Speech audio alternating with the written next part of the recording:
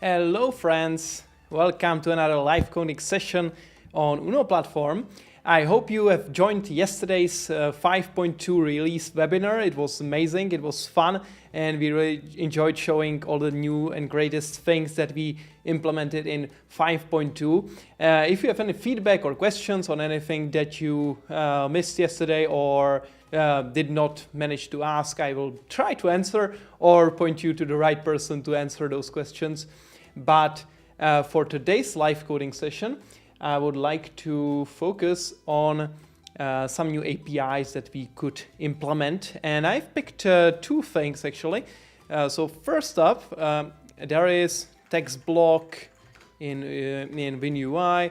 Let's say search for the documentation. This is not WinUI, this is UWP. The search is always a little bit fuzzy on this. So I try to enter WinUI, then I also use Mux to force it to show me the Microsoft UI XAML controls namespace, and usually that works.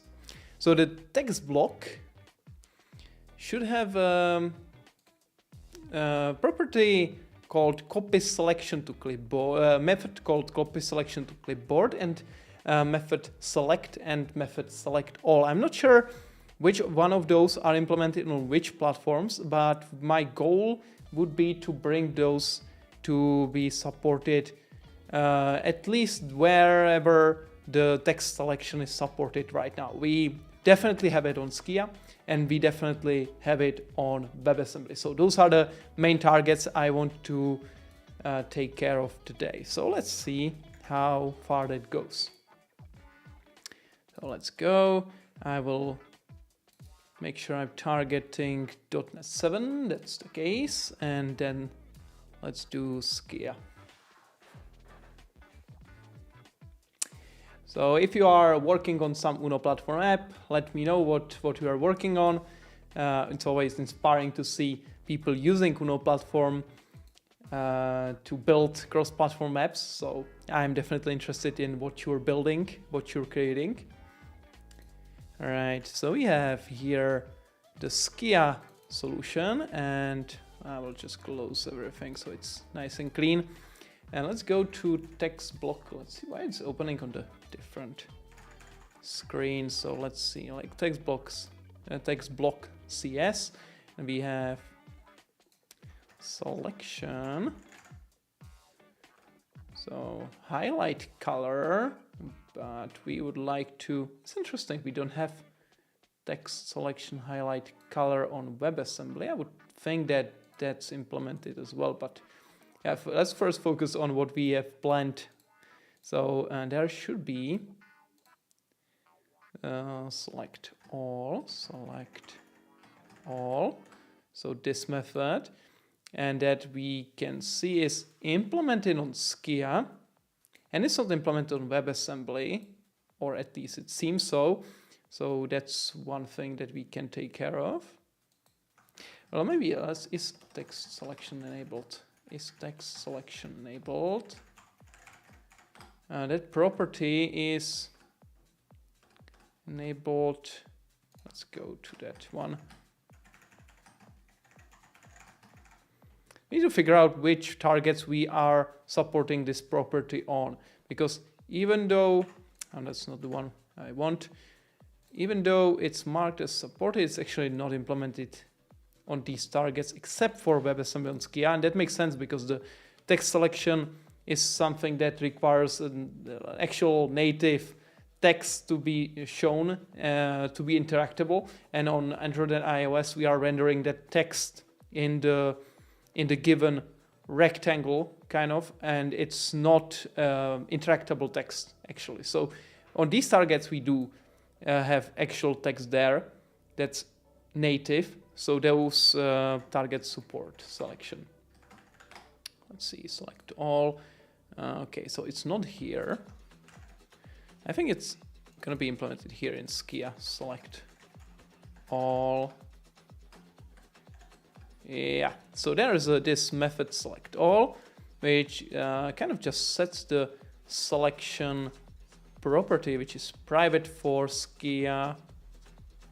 Or not, it's actually, it's a text block property, and on text selection, on selection changed, has an implementation on skia, and on WebAssembly there is none. So that's why it's not currently working there.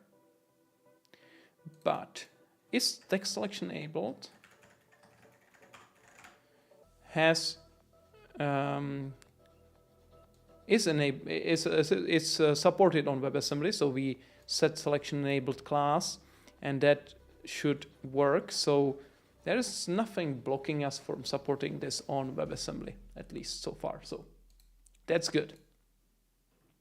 So selection, text selection is one thing. So let's see, select all, and it should be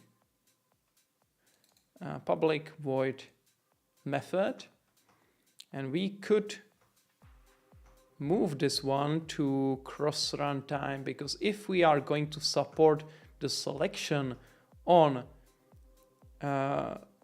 if the selection property is in the main file, we can just move this skia implementation to the general file as well, or the cross runtime file, because this file is shared across WebAssembly and skia and the reference implementation, which is kind of in the middle and is just there to provide support for cross-targeting between WebAssembly and skia. So that should be fine. So I will just add the comment there, select entire contents of the text block, and there is also the select method, and I will search for that one, because if we do support it on skia, we should be able to support it on WebAssembly as well. So select, okay, we don't have it there, but maybe it's gonna be easy to add it. So there is start length, but that's for text box, and we want text block. Okay, let's see, text block, that's this one, select.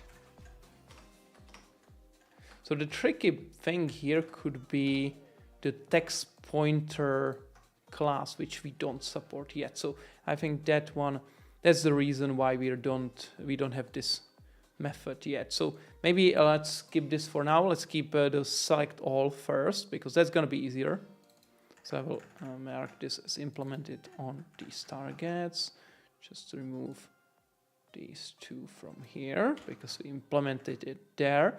And we would also want to have the copy selection to clipboard supported. So let's mark it as supported, and then go to the implementation on skia. And if I'm not mistaken, this code is actually completely fine, and we can support it on WebAssembly as well. So it just uses selection, which is there, and it just uses data package and clipboard set content, and those are all completely cross-platform API. So I will take this whole method and move it to cross runtime as well. So that's good. Now let's see, copy selection to clipboard, and we can copy the selection, selected content to the Windows clipboard. Let's make some adjustments to usings, nothing too major there, and we should be good to go. So this method, as long as the selection property is correctly set, and we will need to verify that and make sure that we set it when the user selects the text in the browser manually. If this works, then the copy selection to clipboard will also work as well. So that's good. Select all. We'll select all the text. So we'll set the selection to be from 0 to the length of the text, so that makes complete sense. And yeah, I think that's fine here. let's see what we can do to implement this.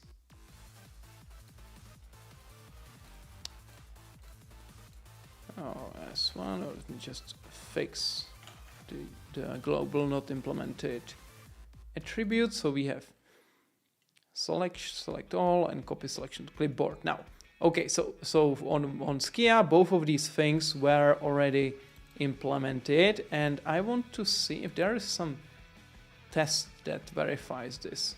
And it seems there is. But I'm not completely sure if this test will apply and work on WebAssembly, because it does input injection, and I'm not sure if that's supported completely there.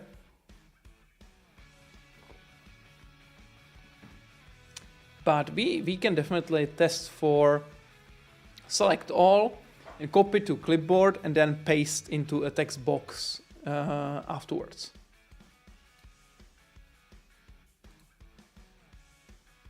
So we can make a quick test method here,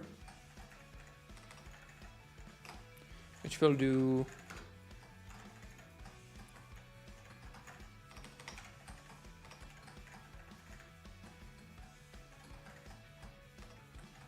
copy and paste all text. So, okay, so we have this here. Basically, it takes a text block, selects all, copies selection to clipboard, and then verifies that clipboard get text, which does not exist in bin UI. We'll have to adjust this. So our data, yeah, let's get content, and yeah, this is exactly what we need. Async task, and this is it. This is on Skia only, I see. Okay, so those were Skia specific tests. I want this one to be more general, so let's move it to here, I guess, for example. Copy and paste all text. So because this one, we don't want to run it in a blocking way, we will just get the text, await, get text async, and compare it. All right, so let's run the code. Hello, MCNets. And run this.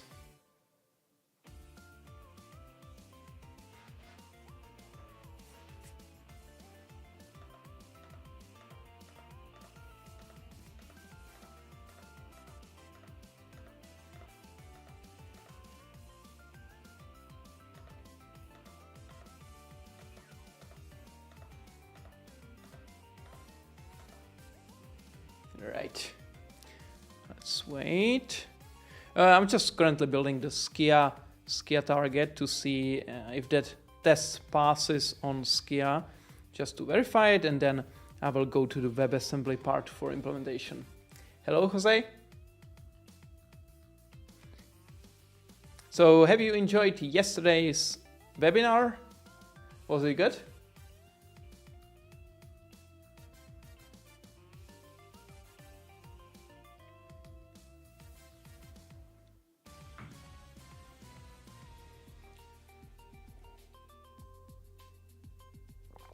All right, here we have the WPF application running.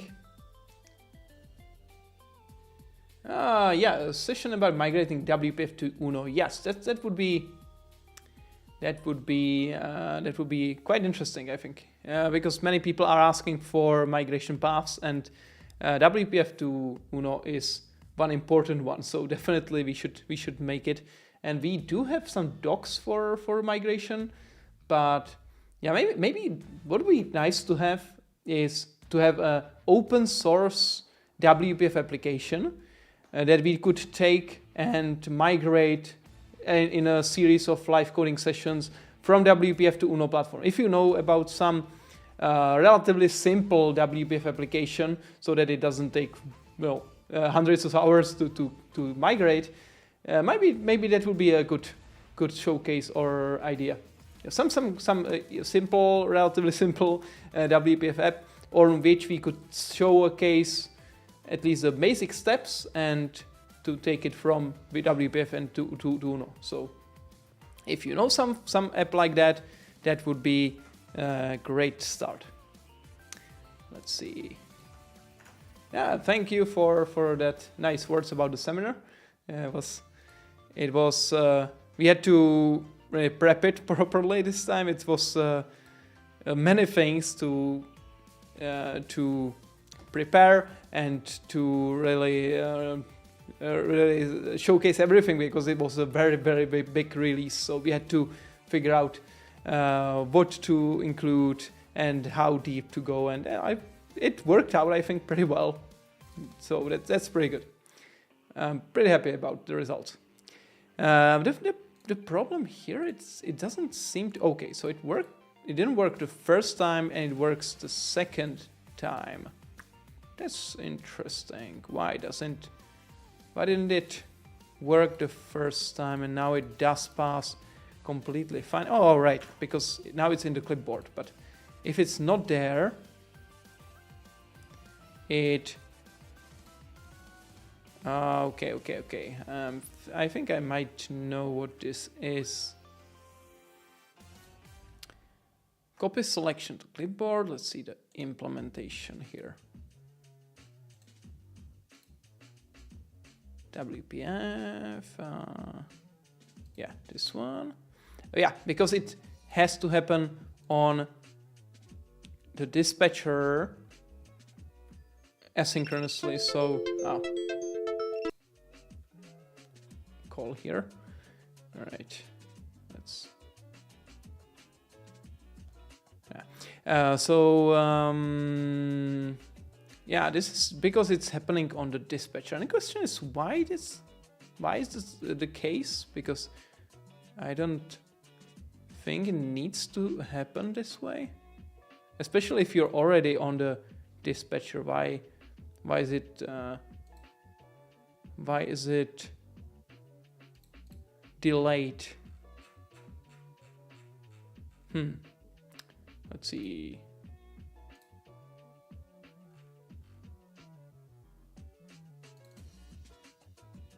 The macOS implementation also does this. The GTK also.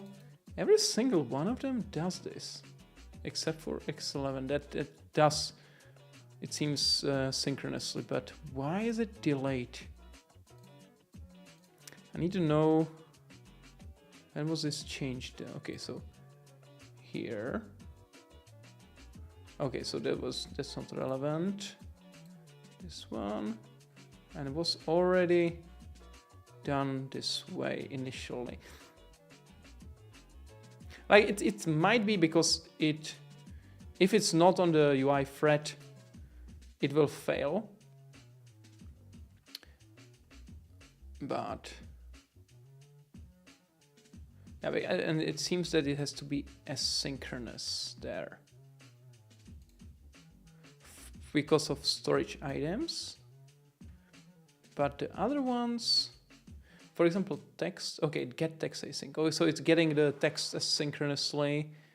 So it takes a moment to write those data in the clipboard. So I think it's fine here to do wait for idle. And one more thing is that even though this works in Uno right now, we should first wait for the text block to be loaded. Because if it's not loaded, the selection doesn't make any sense. So I'm pretty sure that on WinUI would fail.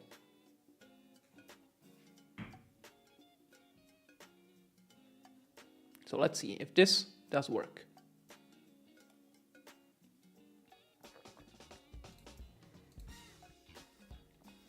All right.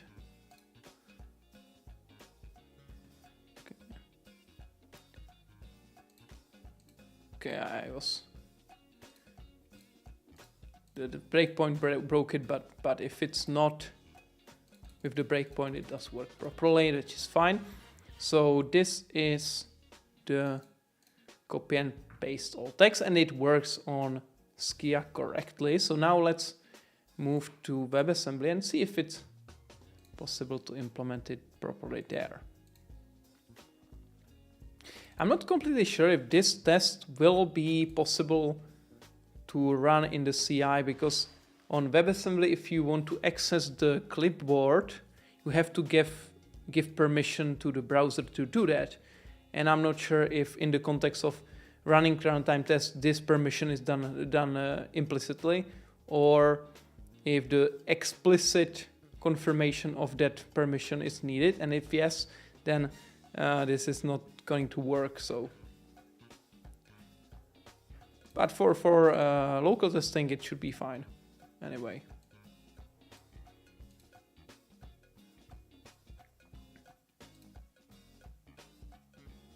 Right, so we have the test there. So let's do TextBlock across runtime. So we have the selection property, and we are not actually handling on selection changed.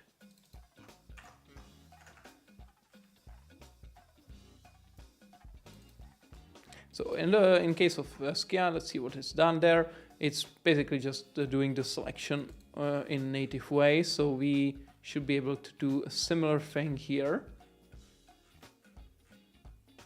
And what we can do is to make this easier for us. We can take inspiration from TextBlock. So TextBlock, bosom, selection start, selection length, select, then there is on selection changed. Selection changes. Okay, so there is an event selection change, but I don't think that's okay. It's there as well on WebAssembly. Let's see if we are supporting it on Skia.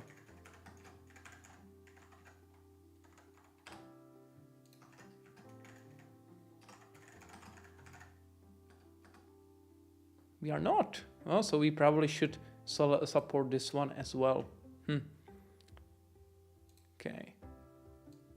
So we can probably take this to the shared code.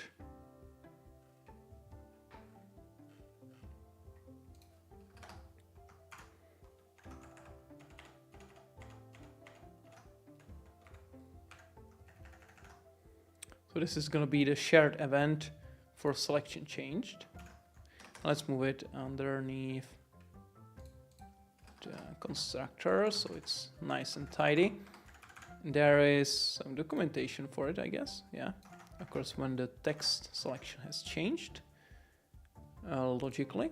So this event itself is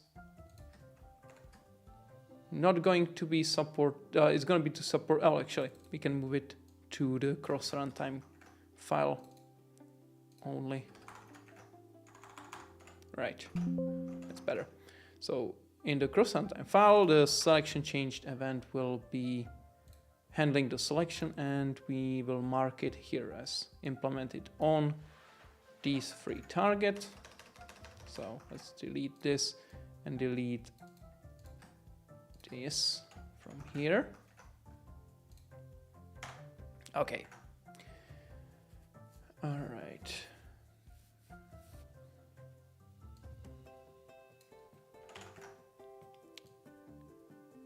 Just to be tidy here.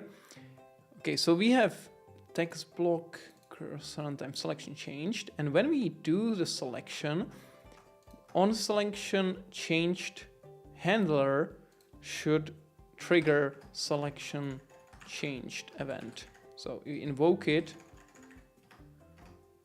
with new routed event args, and it's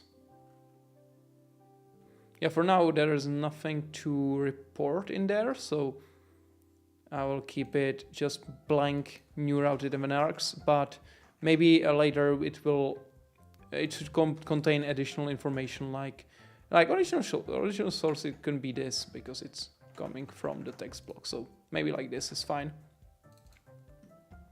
So the selection, select all, and then we have so range selection.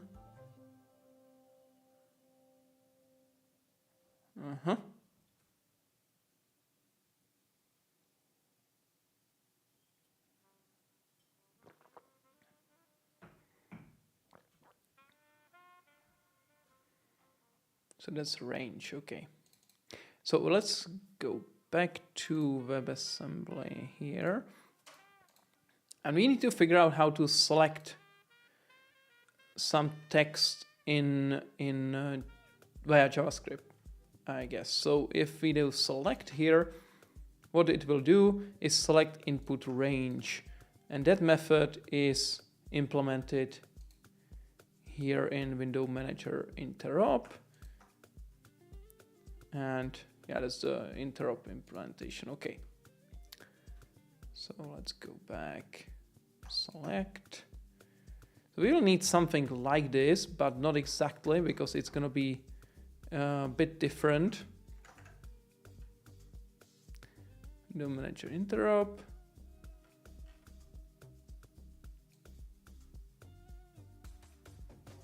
Native methods are here. Oh, these are the ones.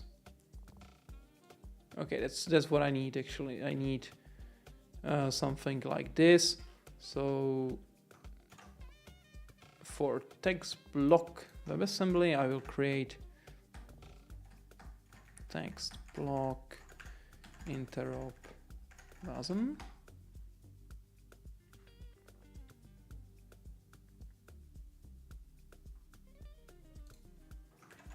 It's going to be partial.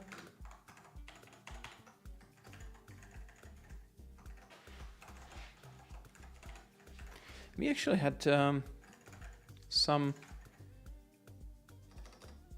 typical pattern in which we do this, so I will just check so I don't do it differently from the others. Native interop wasm, yes.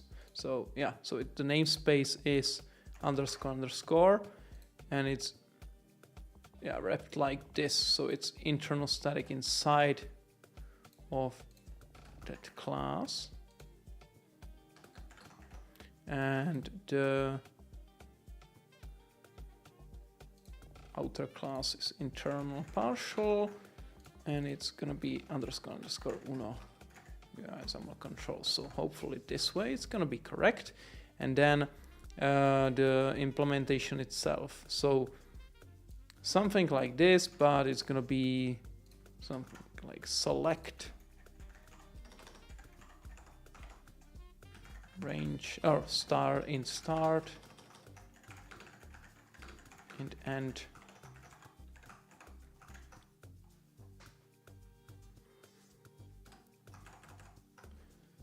This, and this is not the right namespace. In my case, I will go to something else entirely. So in TS Windows UI XAML. We don't have controls namespace yet, so Microsoft UI XAML controls TextBlock select controls TextBlock TS. Just steal this. So we will have Microsoft UI XAML controls, export class, TextBlock, and we don't need this. So in here I will have a method called public. So it's gonna be, let's see, I will want this to have select. We need to have two things. We need to have selection, so it's possible to select something from code.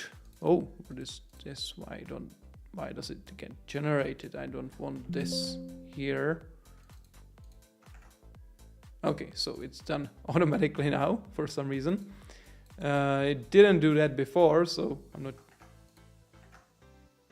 Huh, it doesn't do it for this file though. Okay, so it's probably in the CS proj somehow. Oh, there's a lot of mess. Well, I don't need this right.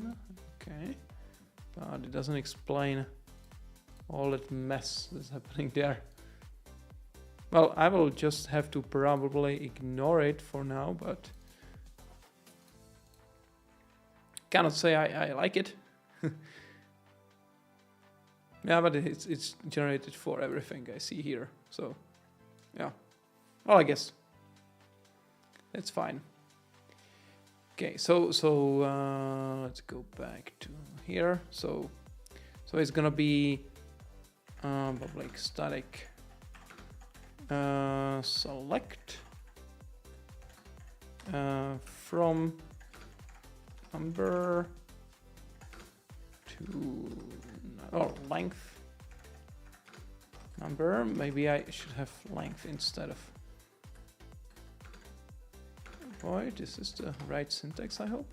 Yeah. So select with lowercase, and the code here in the interrupt should be in length.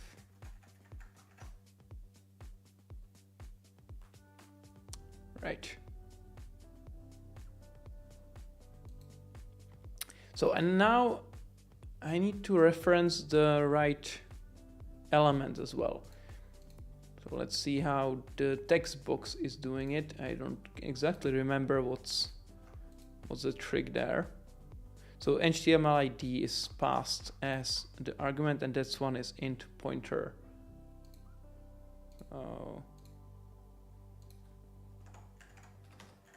So HTML ID number TextBlock was int pointer. IntelliSense is very slow here. So this should be enough. So now with TextBlock I can take the TextBlock button one and do the selection. Oh, TextBlock button. Right, this one. On selection changed, I can call native methods, and I need to import those.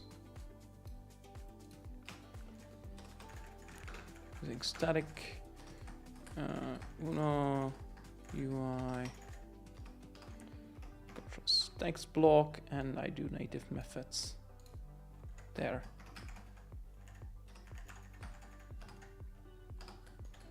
HTML ID length. Okay, so start and okay, length should be there. Oh, okay. So and minus selection start, and this is exclusive and right.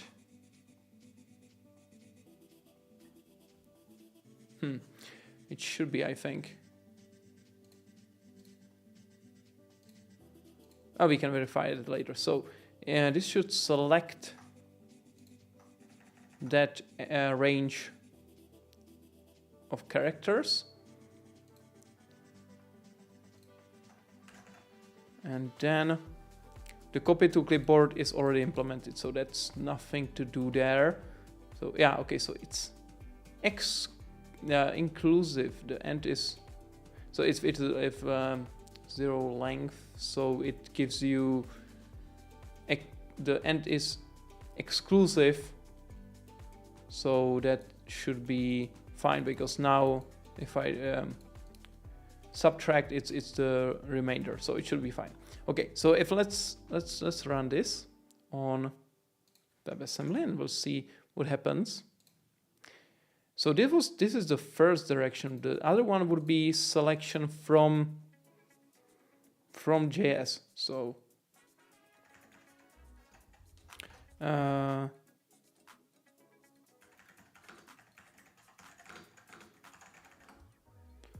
selection change event.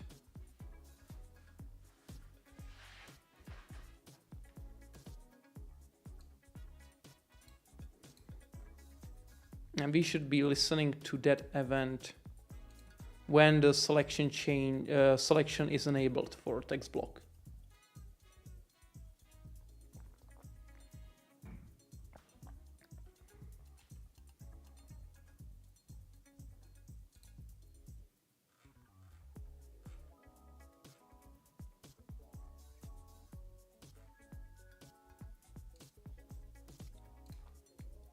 Okay, what's here? Clipboard doesn't exist in this context. Okay, so it's just missing using because it's here.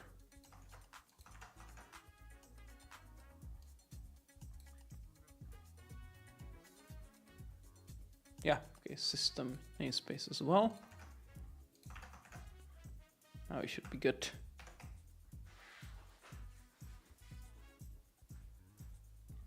All right.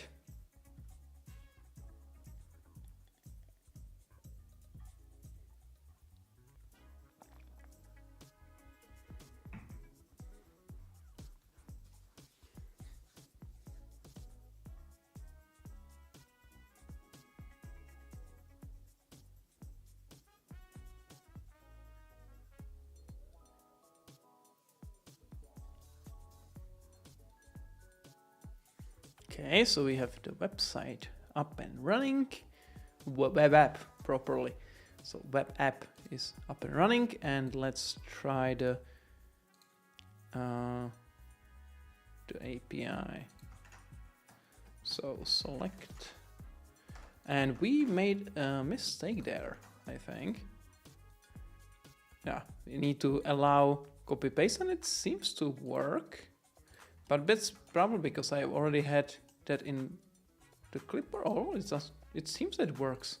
Okay, so if I have this in clipboard now and run it again, I should have some text there, and it works. Okay, so that's pretty good.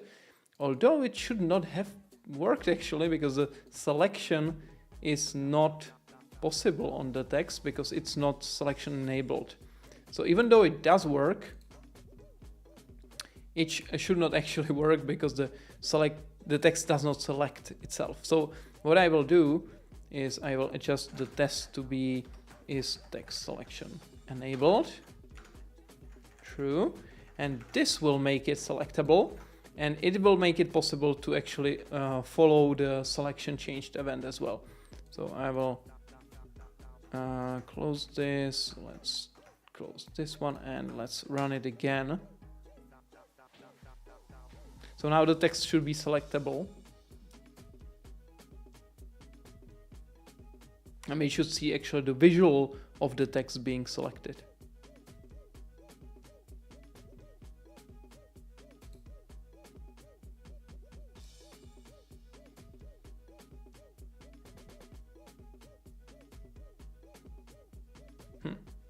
So now it did nothing. It seems frozen, but it's now selectable, so that's good. The selection doesn't seem to be happening there, which is interesting. Let's see if the console doesn't say anything, but this doesn't say anything useful. And it just gets frozen there. Huh. It's interesting. Why doesn't it do anything? Select all should be selecting the text. So let's see if we can hit that breakpoint in the console. The source is here, no UI, select all, select. Okay, text block. So we should be hitting this go. Oh, I did not implement the selection even. That's probably a problem. So, but we're not hitting it anyway, it seems.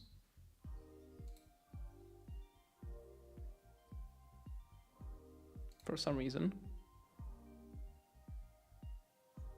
We should be.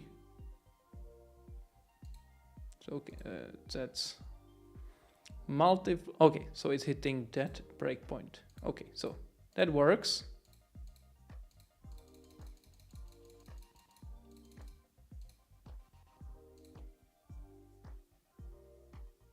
I don't understand why there is such a big delay between clicking the button and it hitting the breakpoint. That's kind of odd. And it's doing the selection one time, second time, third time.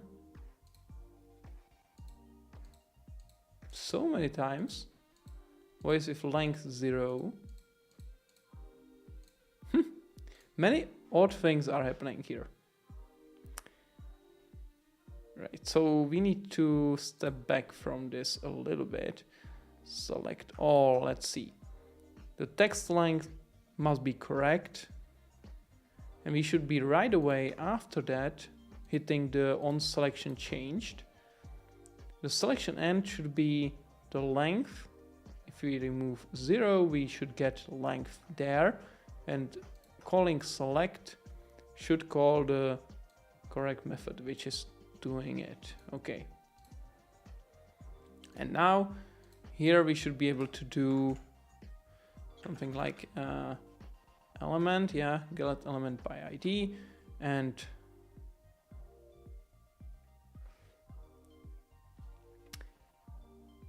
yeah, we are implementing text selection into Uno platform. So we are implementing the text selection API support in Uno. I'm trying to understand how the select text. So we have the text is represented by a paragraph in JavaScript. So JS paragraph select range.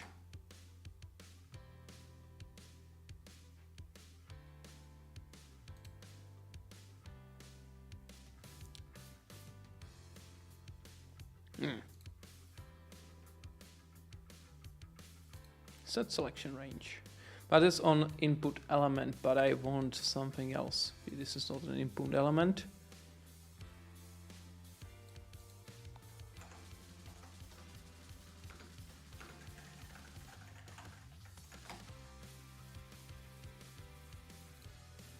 Okay.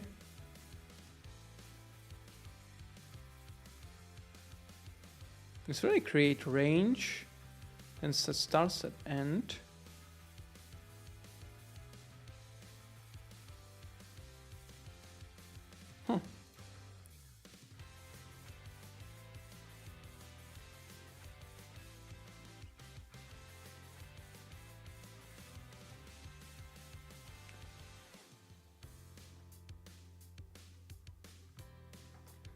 I'm not completely sure this is gonna work, but we can try it. But this is for paragraphs, so I'm not sure there is gonna be any child nodes like that.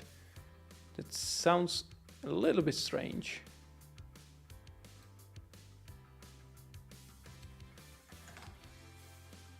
So JS select text programmatically.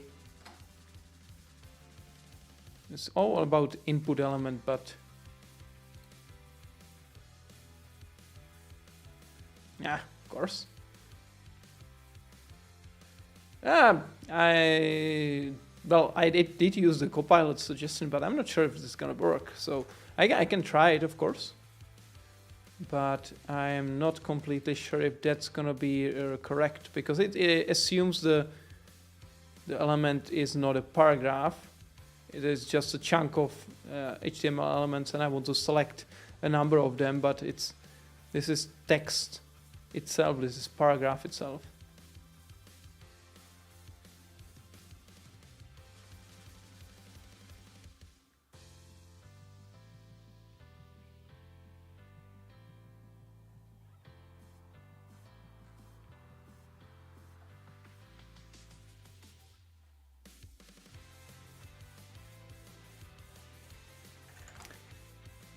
So we can try also select all text in paragraph.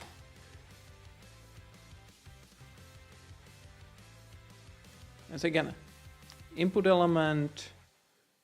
Let's see, does it? Okay, it's already built, so this should be. Oh, come on. I need to refresh this. And we should be having the latest version of the sources, but it's not there. Okay, so it didn't compile properly.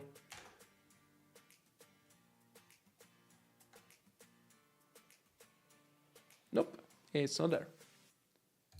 Let's see. Make sure to rebuild this.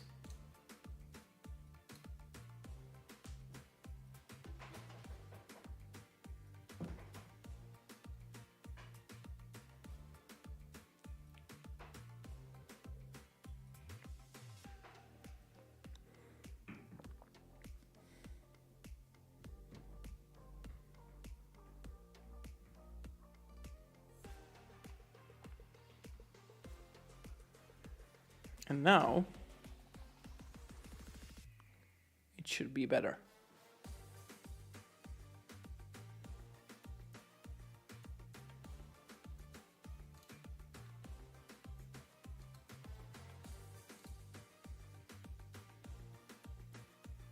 So selection text partially.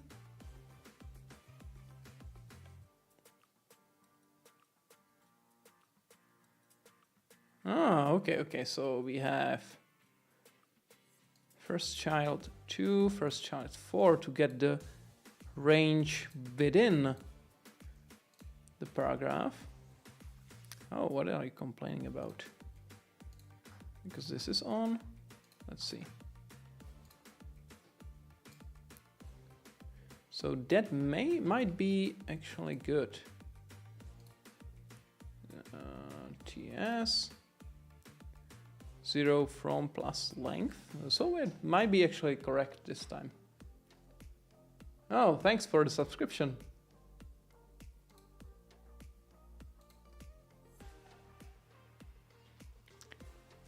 What's your favorite technology to work on? And have you tried Uno platform yet?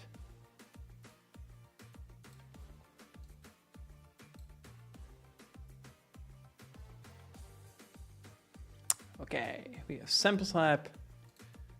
Let's see what happened. Oh, I don't want to run all the tests. I just want this one. No. That was a mistake. Right, we want just the test that's called, how is it called?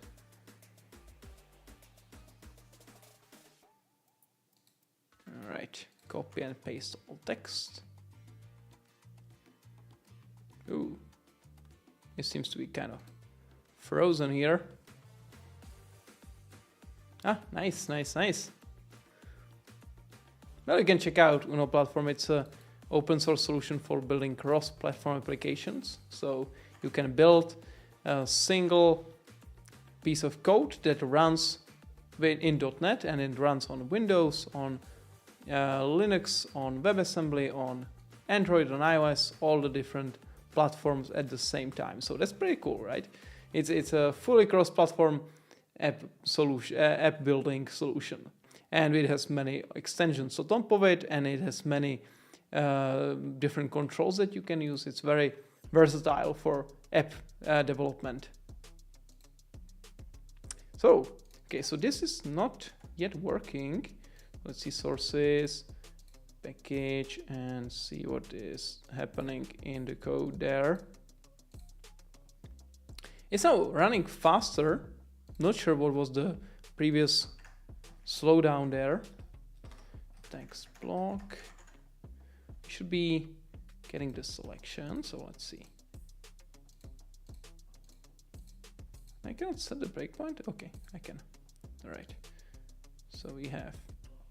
Oh, I'll be hitting the breakpoints here. I would prefer not to, but okay. range, remove all ranges, set at range, and that's adding the ranges there. Okay.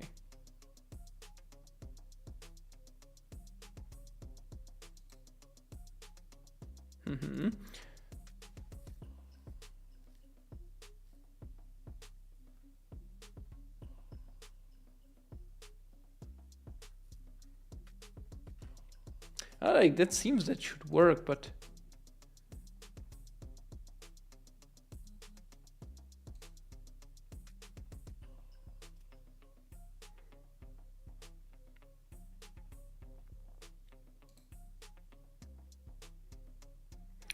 this is wrong. This is definitely wrong. Why is it giving us these values there? That is the problem, because if it wasn't, then the selection would actually contain something. Let's see what's happening here. We are hitting this selection changed, and the value is 0, 0. For some reason there is on text change on set text.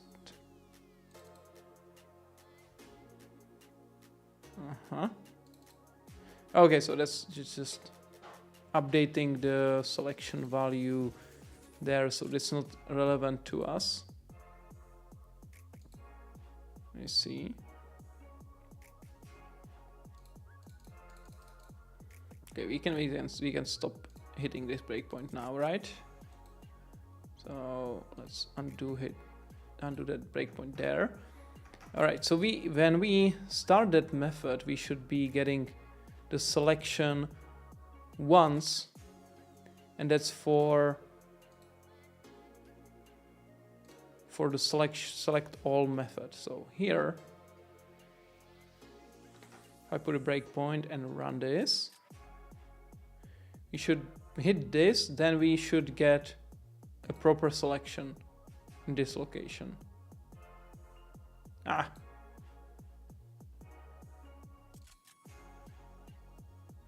Okay, so we need to set the breakpoint instead here. So once again, so here we put a breakpoint, then we go here, and we should have a proper selection value.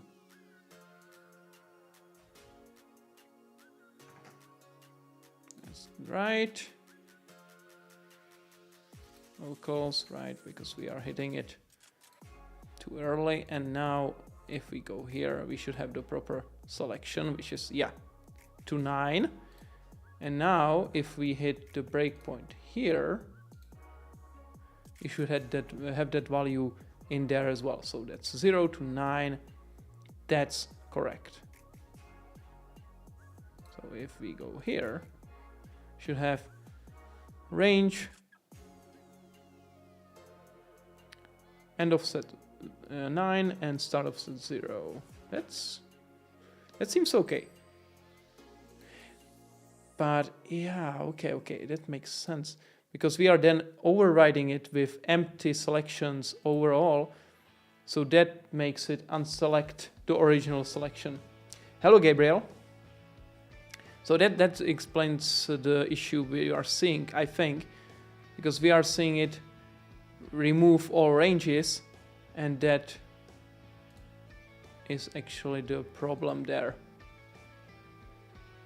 So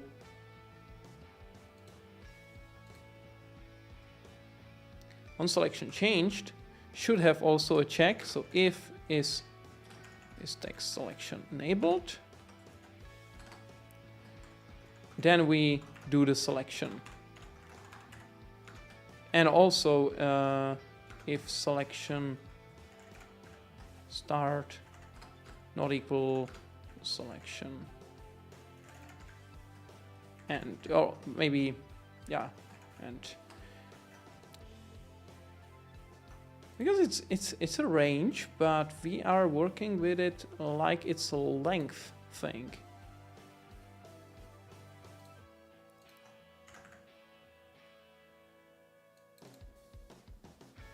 So this is end of the selection.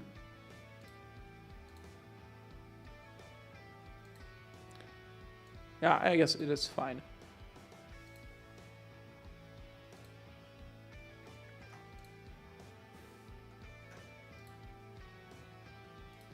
But this probably should not be there either, because that would remove selections from other text blocks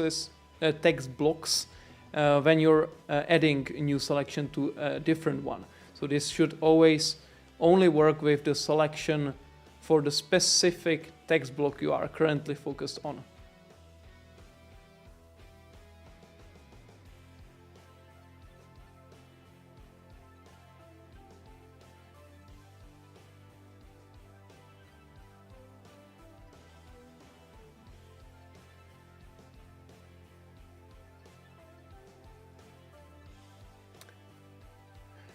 So the question is if there is any documentation available for publishing of desktop exe and web deploy and UNO's new single project solution. And I am afraid there is no specific documentation yet, and we are working on that. Definitely, it's gonna be added quite soon, hopefully.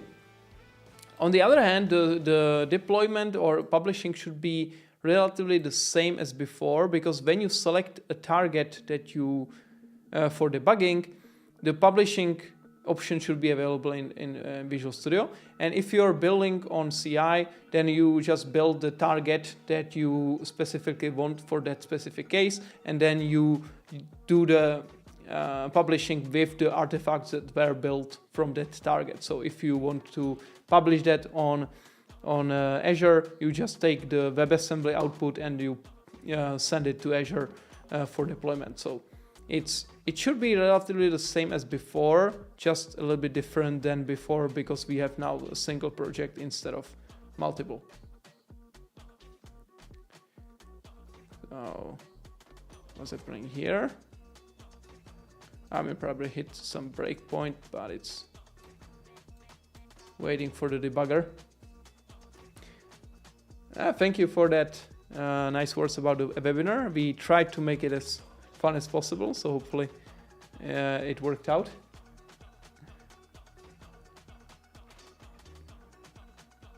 Yeah, and the single project feature is extremely like daring, because there is zero support for this in Visual Studio, and there is a lot of hacks involved to make it work, and we hope that Visual Studio team will improve the support and make our lives easier in that regard. But for now, it's what it is. It's not really that reliable because we had to make many workarounds to make Visual Studio work specifically, and hopefully it will improve, but it's not there yet. So we have to hope that all the quirks that we had to work around in Visual Studio can be removed later when Microsoft makes the changes that we need to make the Visual Studio support better. On Visual Studio Code, we have more control, and plus it does support the multi-targeting better. So all the workarounds were not necessary there. TextBlock. So the code is there.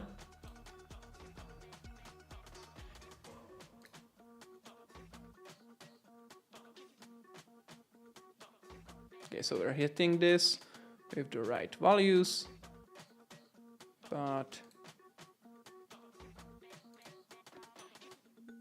this is because of the clipboard manipulation,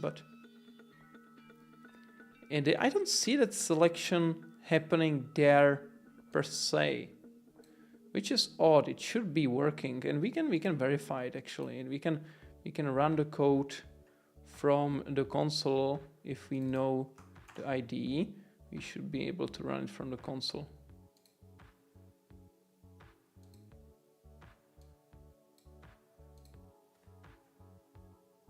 So Microsoft UI XAML controls TextBlock select, and the ID. Where is it? Yeah, I want that paste. Allow pasting. Meh.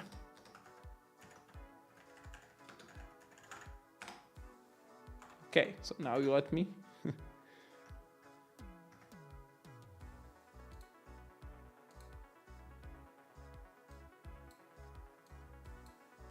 So I need this ID. I need 0 to 9. And I was selected before, so let's do it again.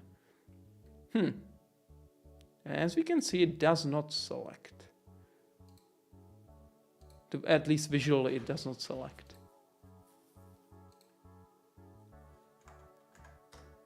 If I do 8, same situation there.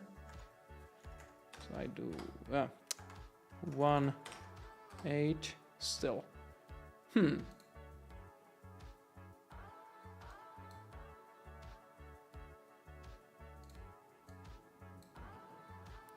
This is kind of problematic. So there must be something wrong with this code.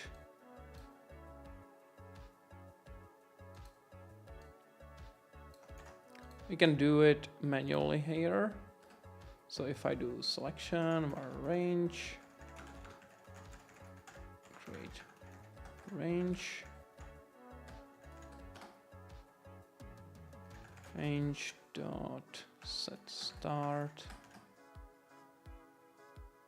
Now I need the element, so I will get the element and get element by ID. The ID is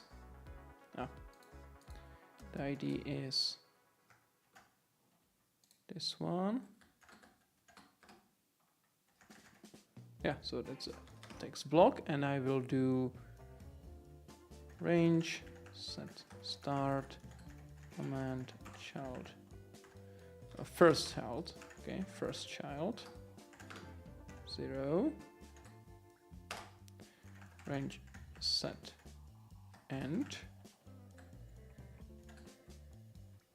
element first child.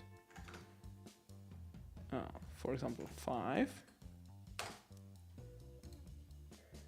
and I do selection and range.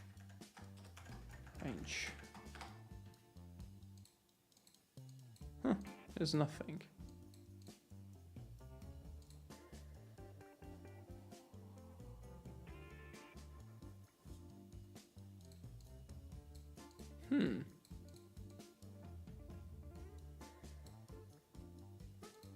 Hello, Dominic.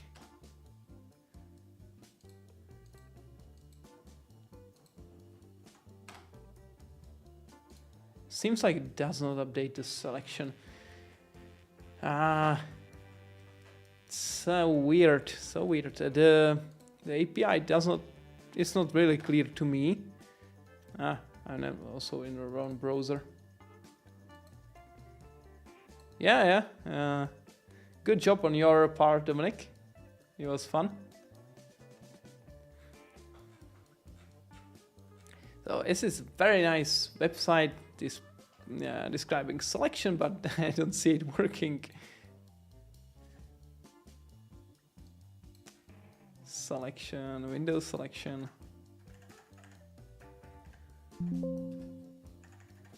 So it's okay, so I can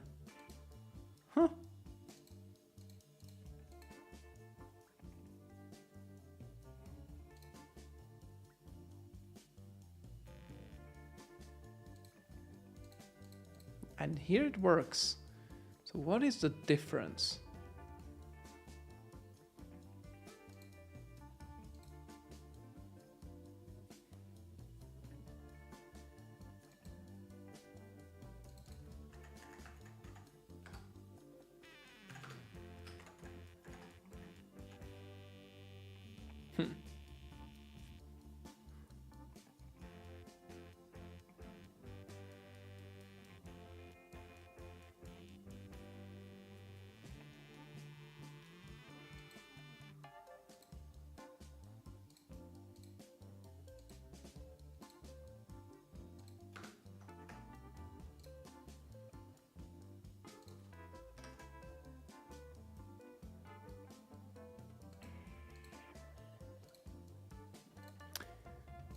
Okay, so this is very odd, really. I don't see the reason why this shouldn't be selecting the actual text.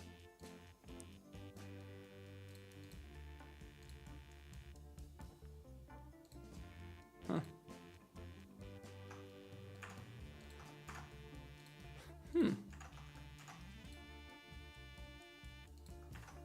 It's, yeah. That is so weird. The text is not being selected, but it does seem like the selection is there. We can actually try one more thing here.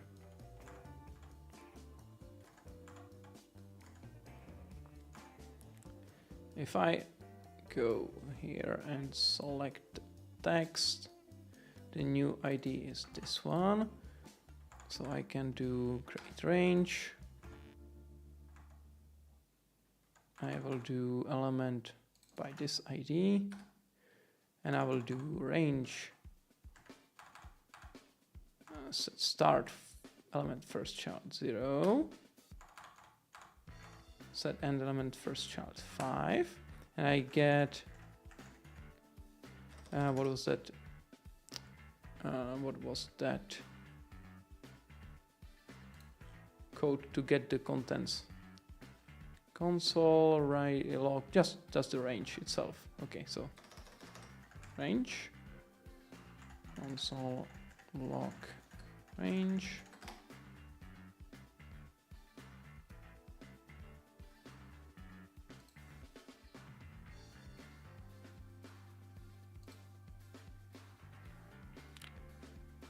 Ancestor container text.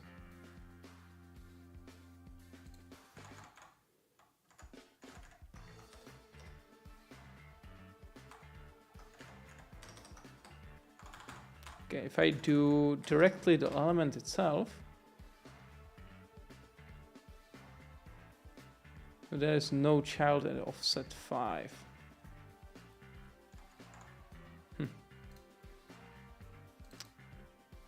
This, like, it's working on the same, it's the same code basically. So what is the difference here?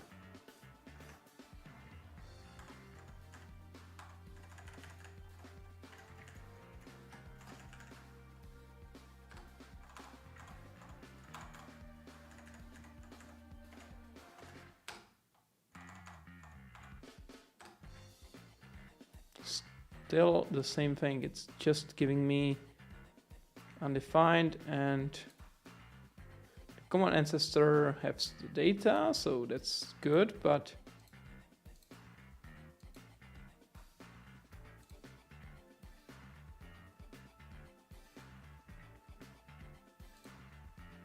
nothing really useful there. Yeah, it should return the contents as string, but that doesn't seem to be happening. Oh, okay, it does. Okay, so I was just outputting the wrong thing, but it does return the text. So at least something we know that works. And now if I do then the window get selection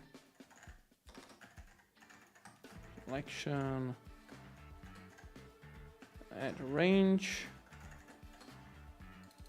I'll just unselect everything just to make sure. Then it doesn't do anything. It's frustrating. And even this doesn't do anything that useful. Remove all ranges. If I do that, it removes it. And now it has worked. Okay, so it really does seem like we need to do remove all ranges to make the selection stick.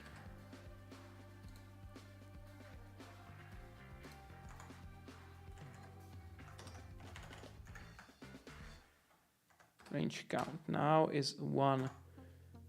So the selection is there.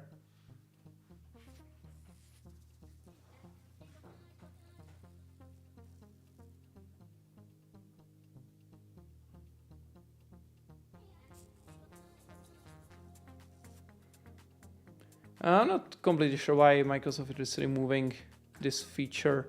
It was a useful one, especially for debugging of Android devices. Instead of connecting your Android device, just running it locally on the system was easier. So I don't see the reason. I don't understand. The reason is probably some kind of financial reason, but it's not a developer-friendly decision, unfortunately. So I'm not happy about it.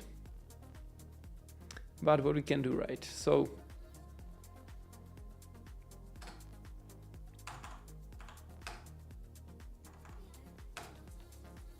okay, now it's not working again.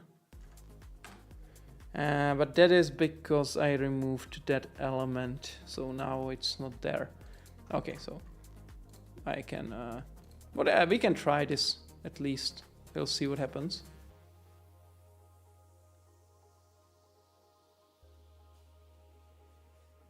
We can do selection, remove all ranges, and add a range, and force that to be selected. It doesn't seem like the correct solution because you could have multiple selections at the same time, but remove all ranges. But maybe that's just what it is in the browser. So we'll see. Let's rebuild.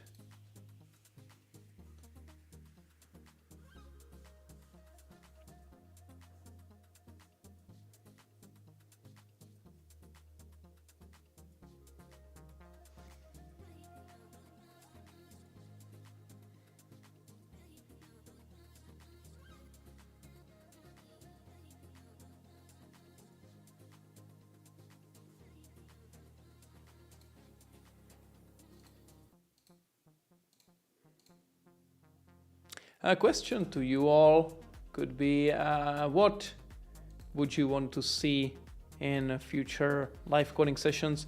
What specific areas of Uno platform should I look into? What maybe even issues that I should work on the live sessions? Maybe it could be fun to get kind of viewer-driven decisions on what to implement next.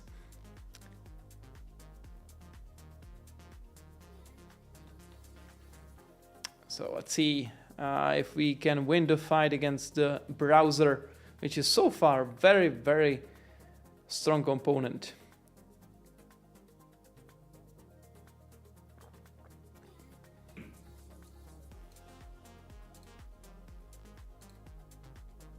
Here we go.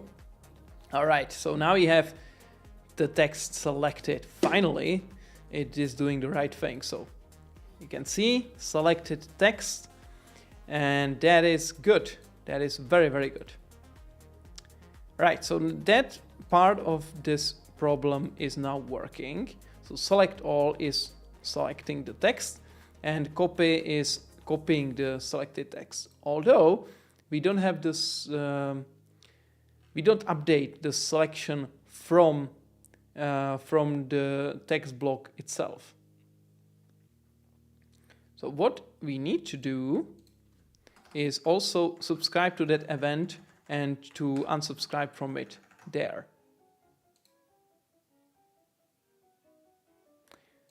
So selection changed.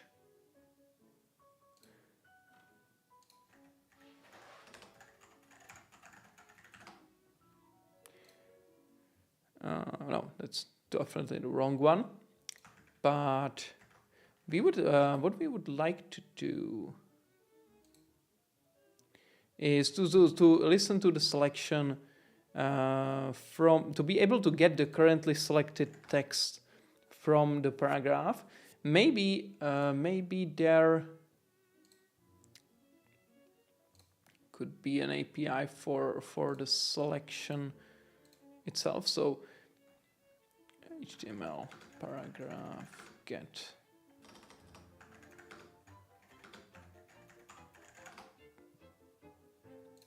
selected text.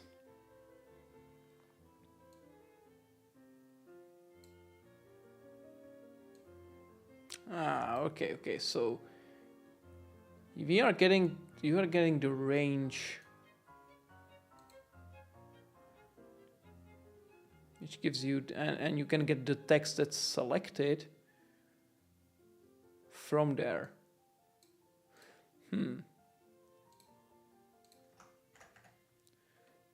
So maybe the proper way to implement this on WebAssembly would be to have a specific method that would give you the currently selected text and copy that to Clipboard instead.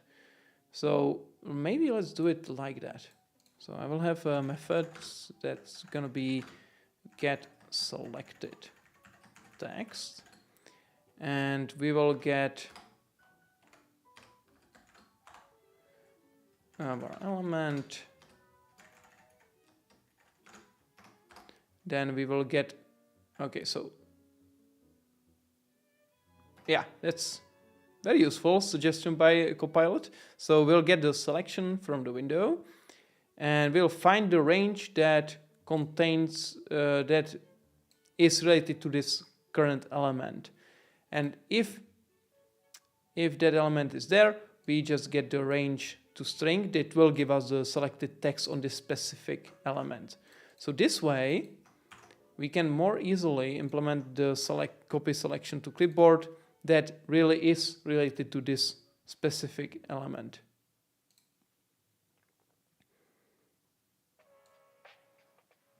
So even though originally it was a shared method, I think we can move it back to skia specific code here, and we can do a WebAssembly specific version of it in the WebAssembly file.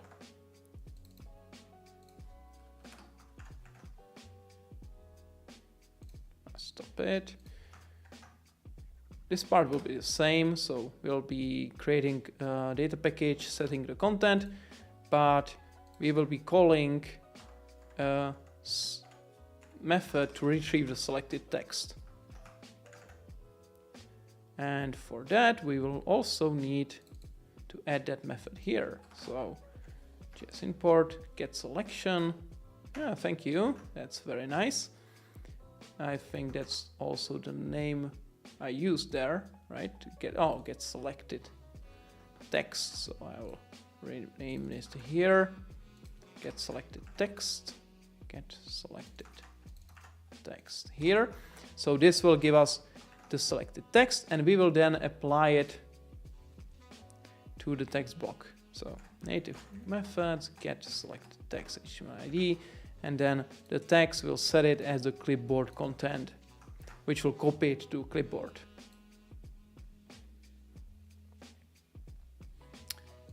Right, so let's try if this works.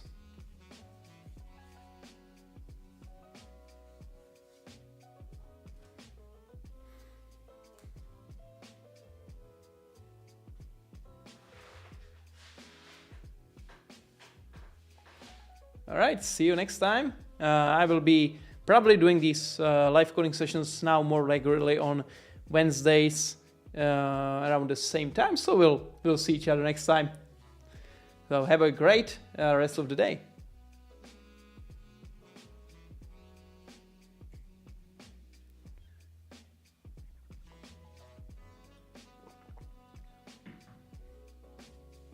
Come on, let's build.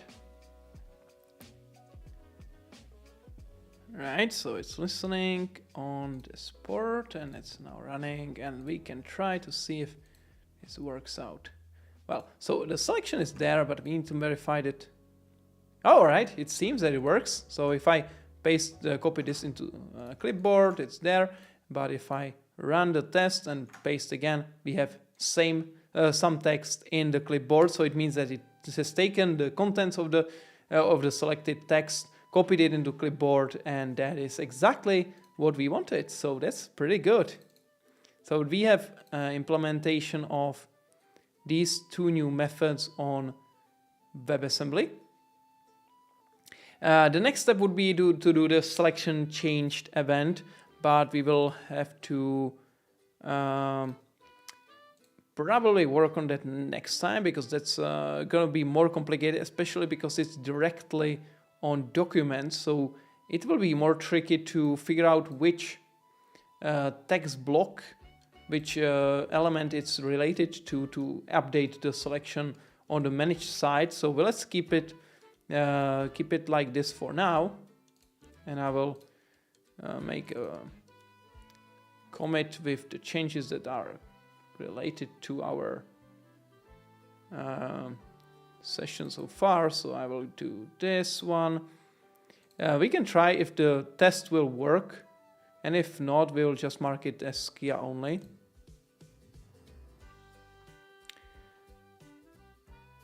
Alright, so this one, I can undo this change. Oh, well, I will keep it, or I will move the method below so that it doesn't make the change as big as it is now. So it should be here. So now Git should give us a smaller change. Yes, just a comment there, so this is fine. Interrupt, we need this. Selection changed, invoke. So we can invoke that event on the selection change. That's also fine. And we have it in cross runtime, so that's okay. So I think that's this. Plus we need the TextBlock TS file included. Yeah, seems good. So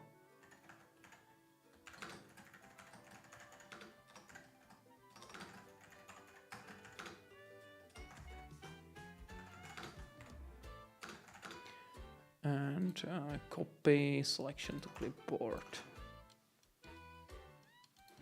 All right, so that's the first part of this session done and dusted. And now let's undo these weird TS changes that have appeared.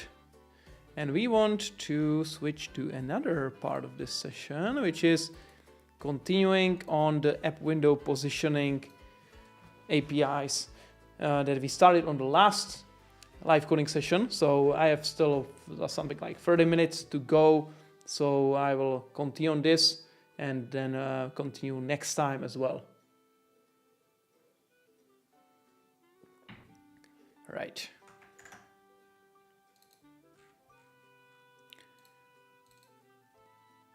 So last time we were working, we got stuck on implementing positioning and window sizing on GTK, but as we now know, Uno platform has kind of sidetracked GTK, and instead we are now doing X11 and native macOS and WPF. And so the problems that were facing us in case of GTK missing APIs, we don't have to care about those anymore that much, because GTK is kind of legacy now, and the latest and greatest features will be in X11. So that's the preferred choice of framework or backend for your Linux targeting Uno platform apps.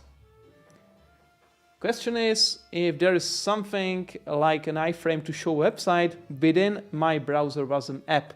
And that's a great question, and I can actually answer you, because that's something I'm currently working on as well. I create a PR for this one. Sorry, just a moment. Ooh, nice, nice. Actually, you can do this. This is a nice feature of GitHub. You can select text and just press the backtick, and it will backtick the whole thing that's selected. That's pretty cool. Just delete this. I only need to create an issue, because everything has to be linked to an issue, right? So select all. Okay, so there's none, and copy selection to clipboard. It's not there yet, so okay. I will create an issue for it. So awesome. TextBlock, select all, and copy selection to clipboard. Awesome. Text related. I'm almost going to answer the question. Just don't worry, I will go back to right away. So the question is if you can do iframe based embedding of web content inside of WebAssembly applications, and the answer is yes. And the answer is also that we are working on including this right away, like a built-in feature in Uno platform. And I have an open draft PR that I'm trying to finish gradually. That's this one, and this one will bring WebView as an element into WebAssembly apps. It's working quite well, but it has limitations, and those limitations are coming from the browser. So because the browser has many security limitations, or it's making all those security considerations that you cannot embed website, just any website you want, because those websites don't want to be embedded because they have some cores or some of these security blockers. You cannot do this in general for all websites, but if you host yourself your own web service, you can definitely embed the web content there. Plus you can embed HTML and CSS string of information in an iframe. So you can host static or even dynamic HTML and CSS that you yourself provide to the web view. So that's going to work, and it's going to be part of this PR. And if you want it right away, you could use custom element. You can use Uno platform custom control, native control, I think. Platform native control styles. Not really, that's not what I want. Native views into version 3, yes. And there is this guide that will show you how to do it in general. And basically the trick will be to have HTML element iframe as an attribute, and then set the source documents src doc attribute to the HTML text that you want to show.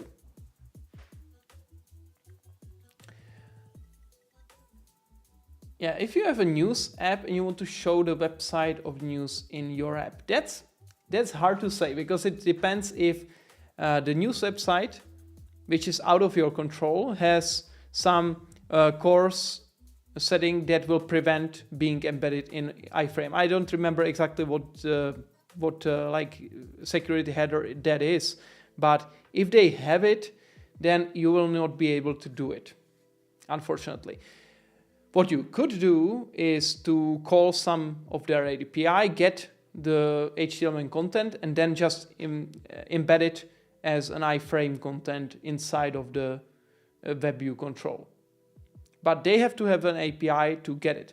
And it is just the general limitation of the browser. So if you have a desktop application, you don't have this problem, because it's just a native WebView control that can embed anything. And yeah. For WebAssembly, because it's running in the context of a browser, it has more limitations that are coming from the fact that you're in a browser. All right, so what we have here, I made some changes since the last time we were doing the live coding session. So there are some errors that I need to take care of. So let's do those one by one.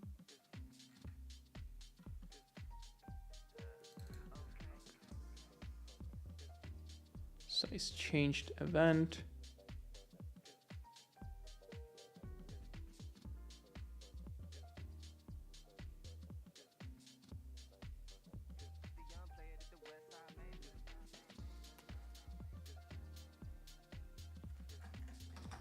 This time Windows size changed event arcs, right? And we have set window on frame buffer. Set window window and XAML root. Just a few windowing changes here. Actually, this is no longer be necessary because that method is there.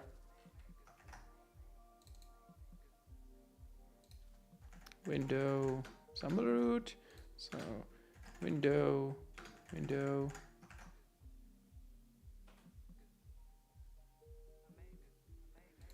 WinUI window.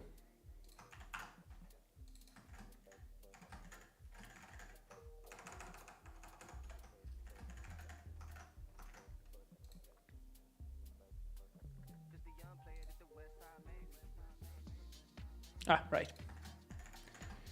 I just need to pass in the window to the base implementation, which now requires the window to be passed into the constructor.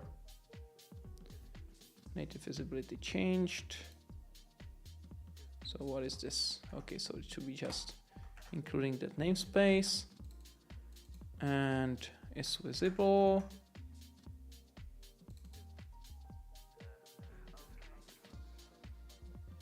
And this is now part of the app window itself. Yep, it's here, it's visible. And this is complaining about missing the window there. So that should be okay as well. So good. So now this should build, I hope.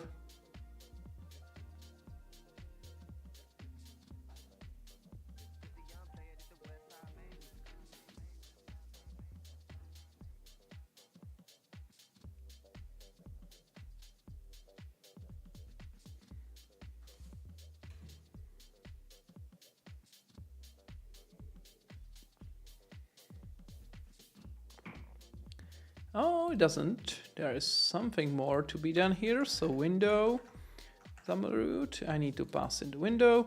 And here, very much likely the same thing. I need to have window reference here. And because I had it here, I need also to add that reference here. Makes sense.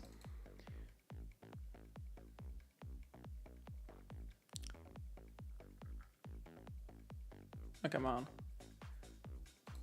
This is native window. Native window. So this should be a native window and native window, native window, native window, native window. Yeah, good. Let's try it again.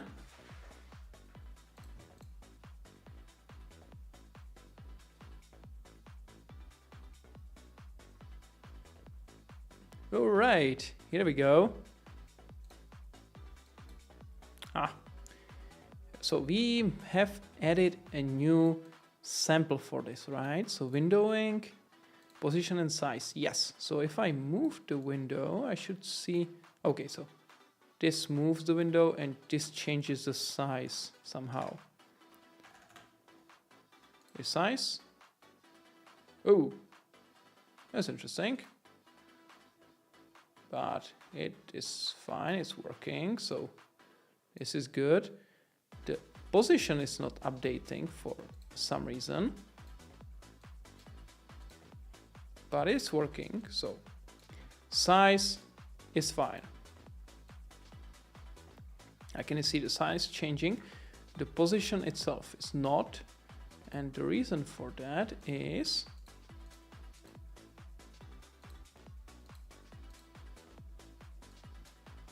what?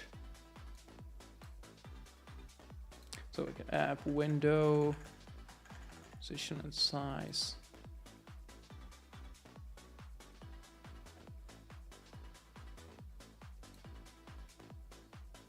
Oh, we are not hitting breakpoints here anymore. This is broken.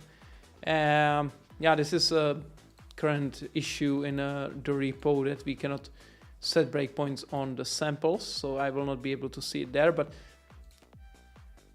the position should be updating here somewhere. Location changed. Native location changed. Update position from native, yes. All right, so it's going there. Ah, right. That's the thing. I need to update the position from here. What is? Ah. Okay. I cannot select text now. So what I need to do is to do... This whole thing is kind of frozen. Let me close Visual Studio and restart because it's not cooperating. There's another question there I missed. So if you want to build a desktop app and a WebAssembly version, in order to use Uno, you have to install MAUI, even though it doesn't. You don't want a mobile app. Actually, there is no MAUI needed at all. Like Uno platform does not do anything and does not use MAUI at all. At all. So there is just Uno platform on top of .NET. So MAUI is on the same level as Uno platform. Those are two competing technologies, but neither MAUI does use Uno, nor Uno does use MAUI. So we are completely independent. So we're both built directly on top of .NET. So the same thing there is .NET Mobile. And if you just want to build desktop app and a WebAssembly application, then you just need just select those. You don't have to use or install .NET 8 Mobile. And you can see it here actually. If I create a test project, the keyboard is somehow wrong because it's not giving me some characters for some reason. That's weird. I'm pressing T and it does not respond at all for some weird reason.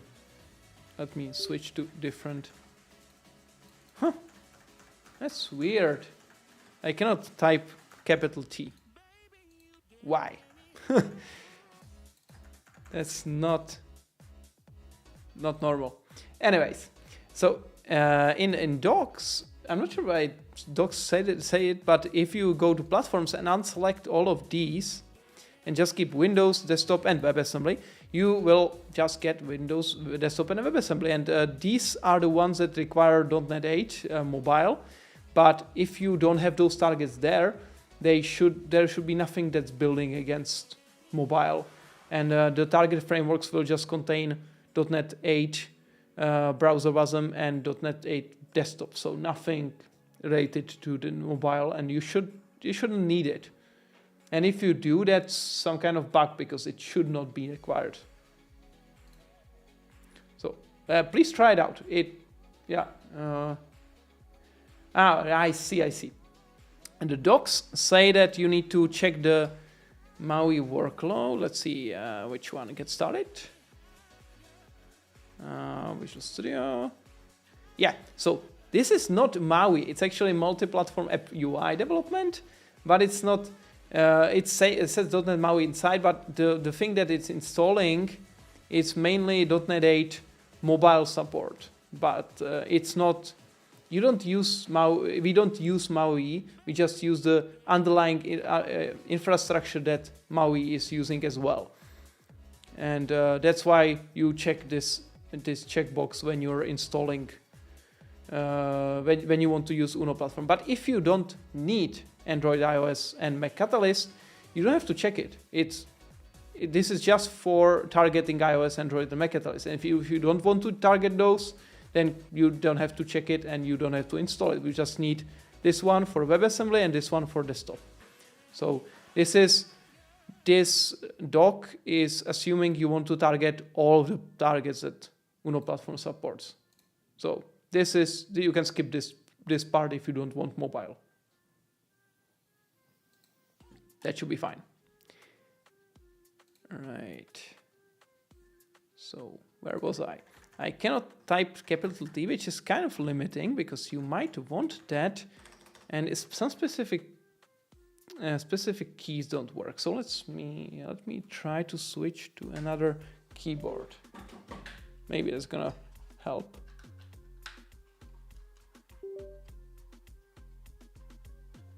No, it seems like kind of Windows bug then. Why wouldn't I be able to type some letters? So weird. Hasn't happened before. Okay, let's close everything. Huh? Windows 11.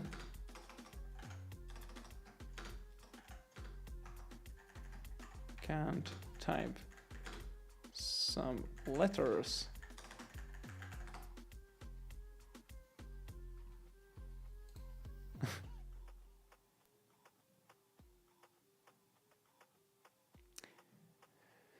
I guess it will fail the Uno check, but you can just skip that specific check that fails and ignore it, and you should still be able to create the solution and use it. And yeah, it should be fine. I don't think that should be a problem.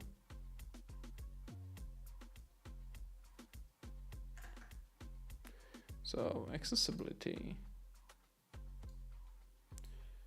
There we go. Keyboard, sticky keys.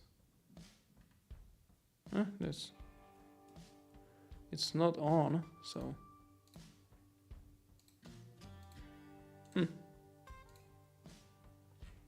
Not sure what happens here.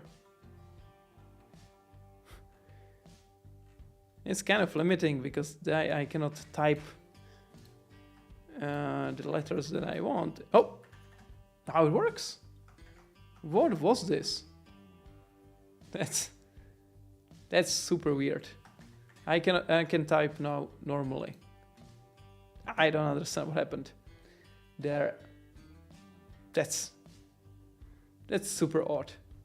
Okay, let's pretend this did not happen. So let's go back, close this again. Yeah, I can type now. Okay. Super weird.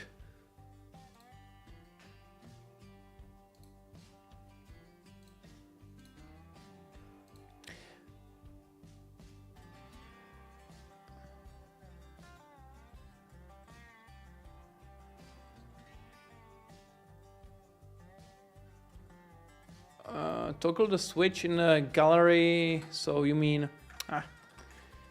gallery platform Uno? No problem, no problem. That's why I'm here. So you mean when you're toggle the switch at the bottom of the main page of the gallery. So if you switch this one, it will scroll you up on Android and iOS. This one specifically.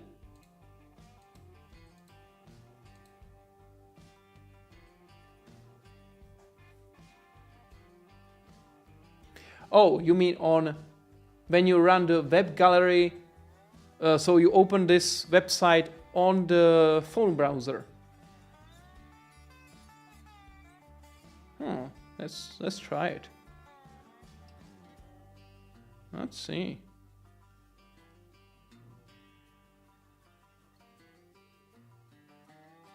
Okay. Oh, indeed. It does that. That's not supposed to happen. And that's a bug. So if you would be so nice and reported this issue on our repository, that would be super helpful. I can do it later, but if you are up for it, then that would help us very much. So on unoplatform/uno/issues, you can create a new issue and just explain how to reproduce this bug. But it is a bug because it does work with mouse, but this seems to be a touch-specific issue. So please, if you can, please repro or send like the steps that you need to do to reproduce this and make an issue. That would be very cool. Right. So let's see where we are here. What I wanted to do, I stopped the build. Yeah, need to in here. I need to go to position and in base I need to call window dot. Okay, If you do it later, then I can.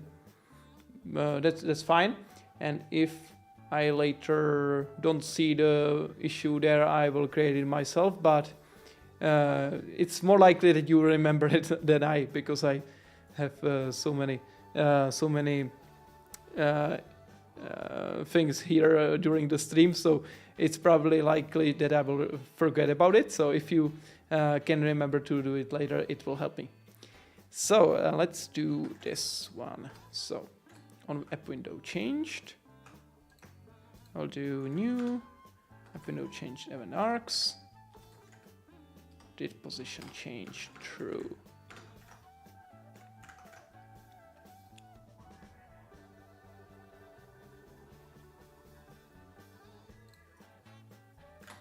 Right, so this will trigger the app window changed event, and I will do the same thing here for the size change.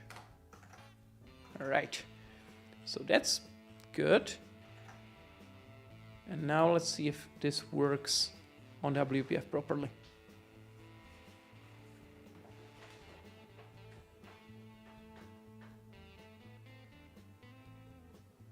It's a very interesting bug. I think it might be might do something with the root visual pointer handling, and I see it does not reproduce all the time. In some, I was just able to do it without the scrolling, so it's very weird. It's very, very weird. Yeah, it's not used because we just got rid of it. We don't need this anymore. Property change handler is no longer needed. Yep.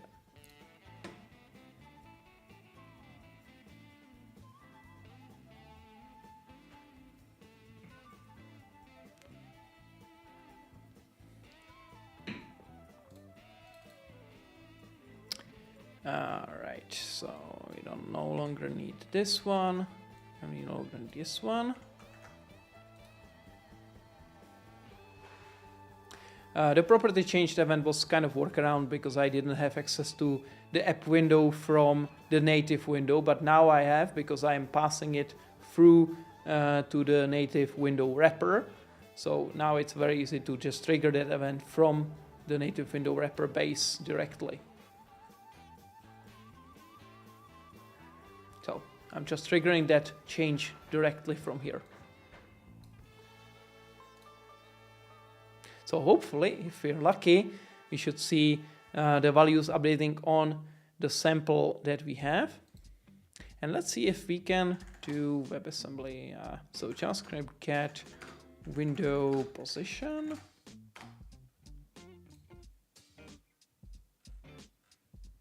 Screen X, screen Y.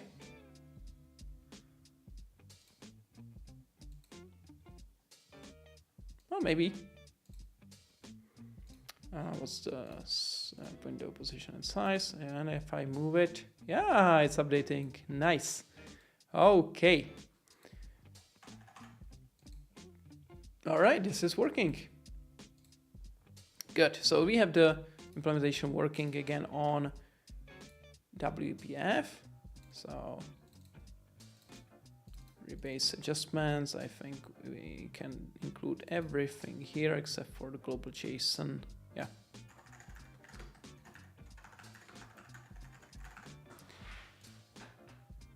So let's try to do a quick one because we don't have that much time left. So I will try to do a quick implementation of move and resize, or at least a move on WebAssembly. We'll see if it works.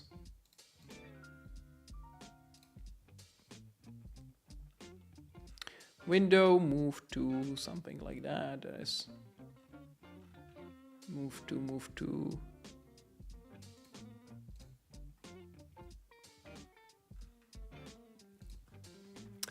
Okay, JS, move window to position. Move to, yes, so move to. Try it yourself.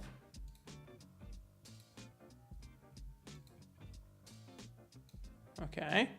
So if I click here and move my window, it moves.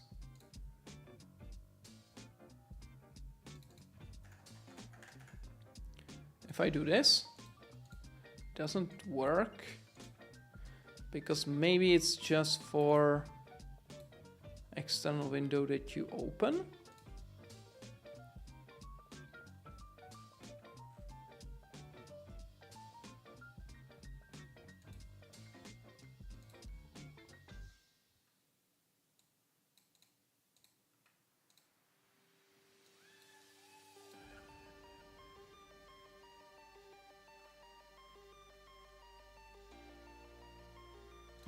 Okay, so let's try it.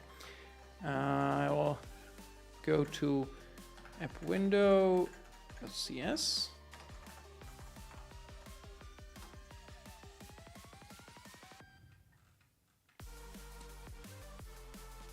Move, so it's gonna be a method in the native app window, and we should have native implementation in native window wasm. Right, so it should now be failing because it's missing several new things.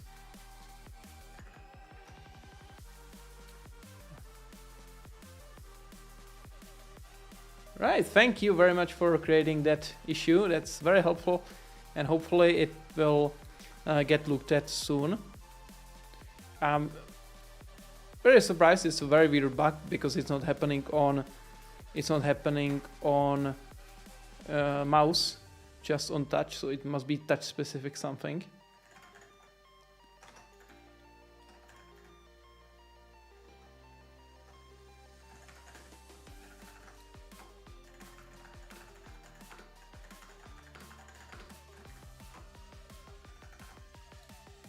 So okay, resize window.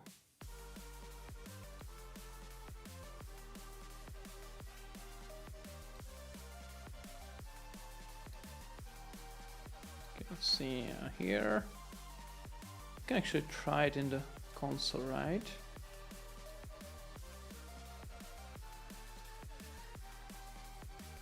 Alright. I don't see the console. Like this, okay. Window.resize to 200, 200. Undefined. So it really seems that it might be just for windows that you create, but if I install this site as app and try to do it here, maybe PWAs will be more capable here. Yeah, so okay, so it has to be PWA so that you can do it with the main window as well. Right, so resize window, let's see, window manager TS.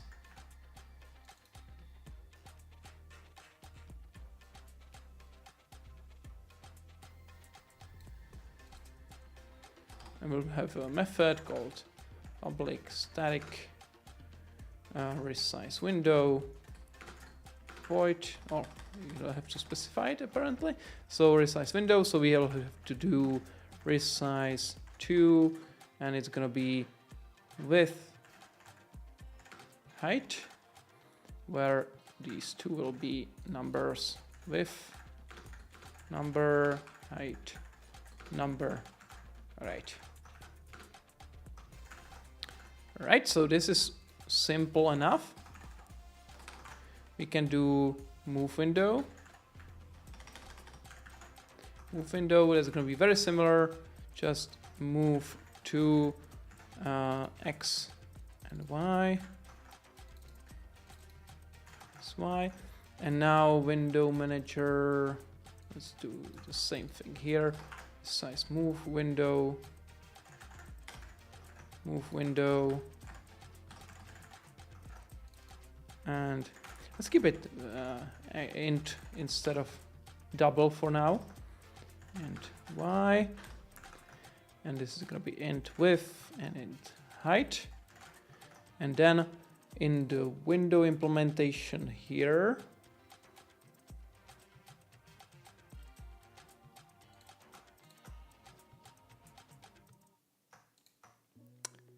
native app window. Why do I have? Oh, it should be here. Move and resize. I'll just implement it here. Move, and we'll call native methods move window position X and Y, and override resize. Yeah, exactly what I wanted. Yeah, very helpful, Copilot. So let's try to build this. Maybe there will be some errors, but so far so good. And if we are lucky, and we hopefully will be, we should see us able to move and resize the window as long as we install the app SPWA.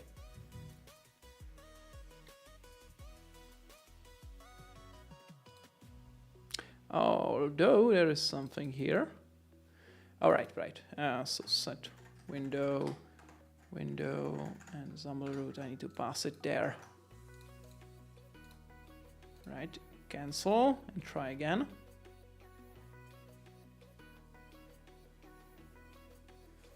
So let me see that issue. I will check it here.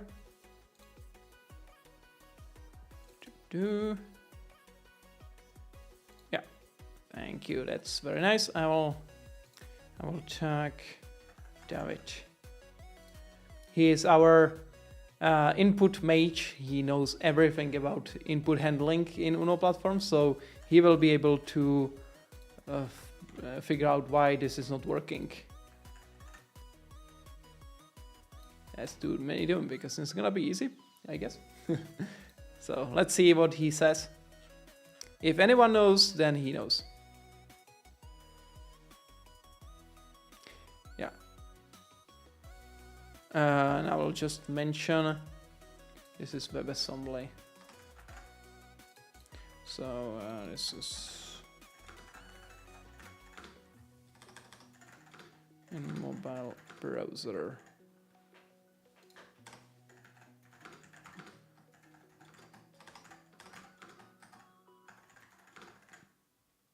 So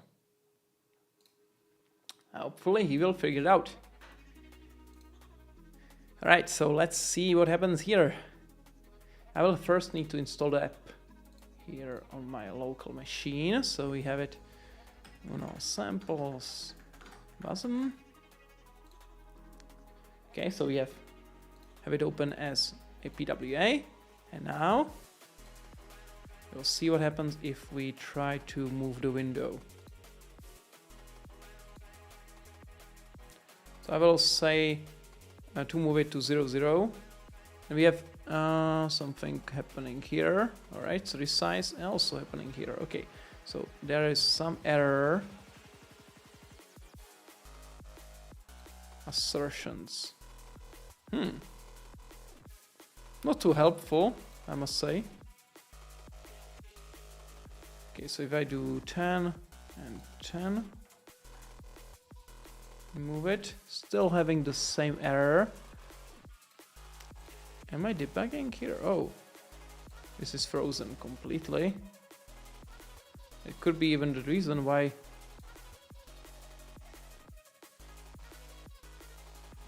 it's not doing stuff. Right.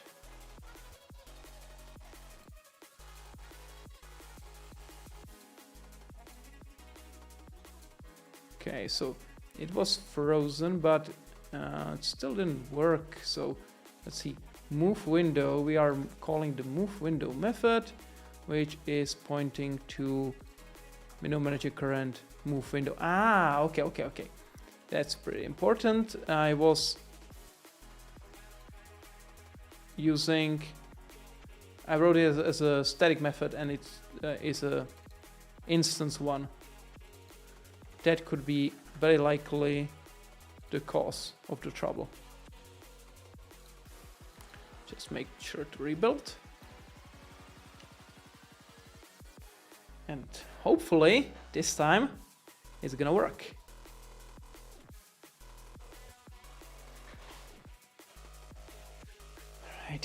let's see.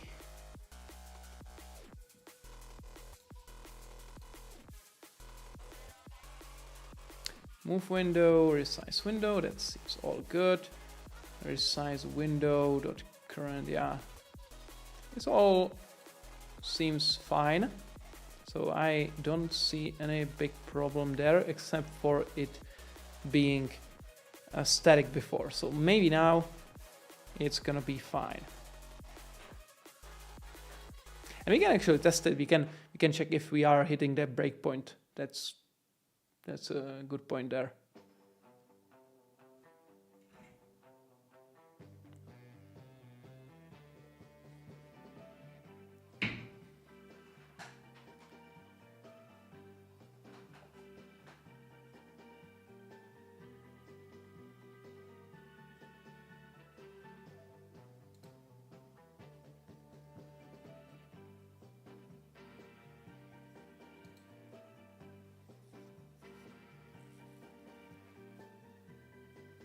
Okay, getting closer. The builds are taking a little bit longer, but as long as it works, that is fine.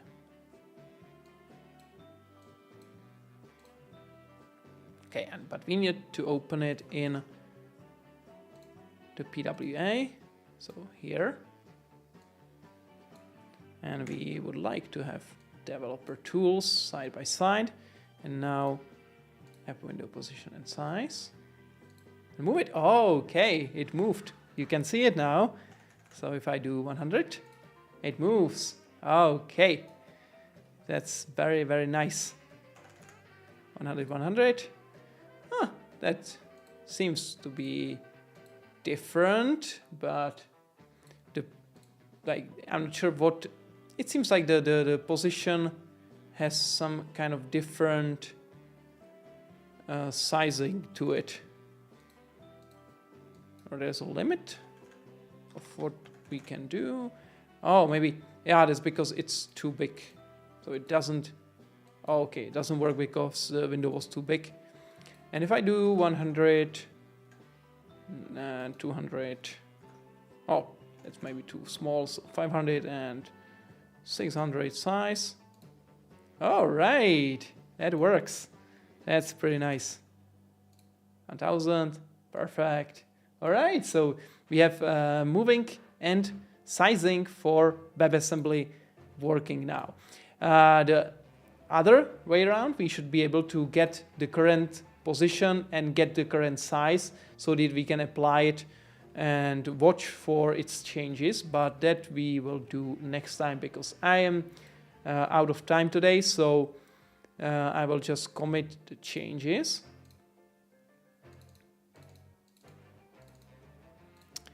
Feed, implement, app window, move, and resize on WASM. All right. Just to verify that we didn't break anything. No, it seems good. So let's push it.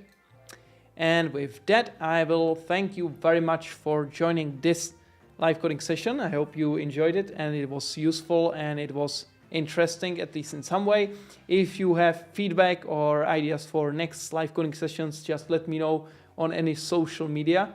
And until next time, have a great day. Happy coding, and we will see each other and hopefully next week on Wednesday again. So have a great one. Bye bye.